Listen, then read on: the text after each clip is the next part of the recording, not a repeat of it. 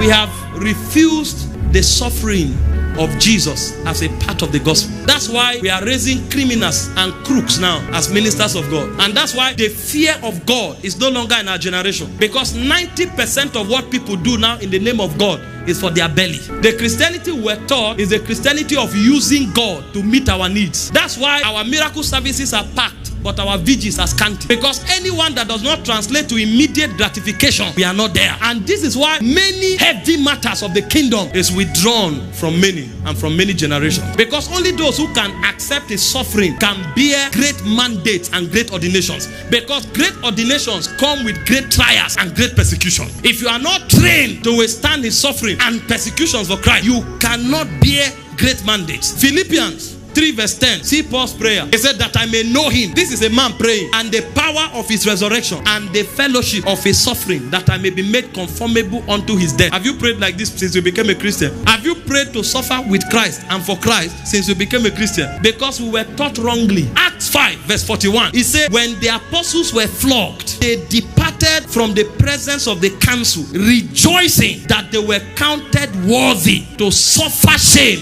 for his name. People are celebrating, not because they received the miracle. So they were giving testimony in service. And what is the testimony? Me too, I have joined those who are privileged to suffer on the behalf of Jesus. What did they know?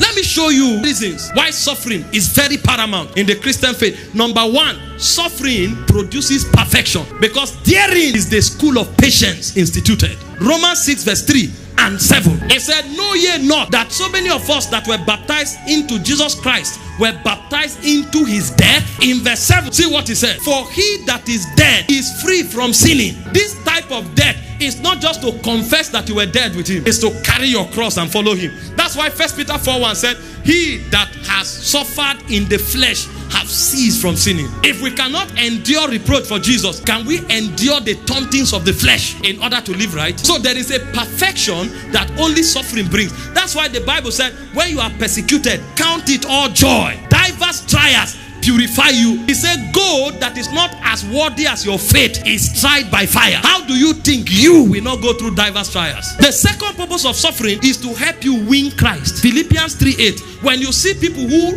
have God as if they are one, there is a price they have paid in standing for God and swearing their allegiance. They say, yea, doubtless I count all things but loss for the excellency of the knowledge of Jesus Christ my Lord, for whom I have suffered the loss of all things, and do count them but dung, that I may win Christ. A man who cannot endure suffering cannot win Christ. You can't have a relationship with Jesus where Jesus is yours and you are his, because you will always have a price for which you'll be negotiated. And the final reason for suffering is so that you can inherit glory. Romans 8:17. It says, if we are children, we are heirs, and heirs of God, and joint heirs with Christ. If so be that we suffer with him, that we may be glorified together with him. 1 Peter 4:13 and 14. But rejoice inasmuch as ye are partakers of Christ's suffering, that when his glory shall be revealed, ye may be glad also with exceeding joy. If ye be reproached for the name of Christ, happy are ye, for the spirit of glory and of God rested upon you. On their part is evil spoken, but on your part is glorified. I'm telling you why we don't carry the level of weight and witness that the first fathers carried. Our Christianity is for pleasure, it's for self-preservation,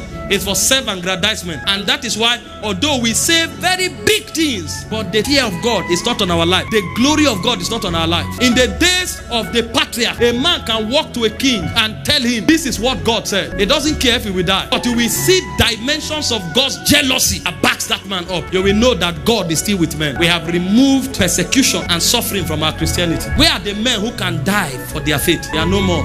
That's why even the little things that we should do, we can't do. Go out to win souls, people can't come. Have a vigil, they can't come. Fast, they can't fast. A man who cannot fast from morning till 3 p.m. is that the man that will go to prison for the gospel? And because we know it's not working, we now remove fasting, remove prayer, remove evangelism, and replace it with drama service. And we bring comedians so that it looks as if things are happening. So we are substituting the things that carry the signature of God and replacing them with carnal things. In the days of the fathers, if they come for vigil, there's no keyboard. They clap their hands, worship, and pray 6 to 6. Nowadays, vigil begin from 12 to 3 a.m. What kind of vigil is that? Because there's no stamina. You can't find men who can travel. Christianity has to be pleasure.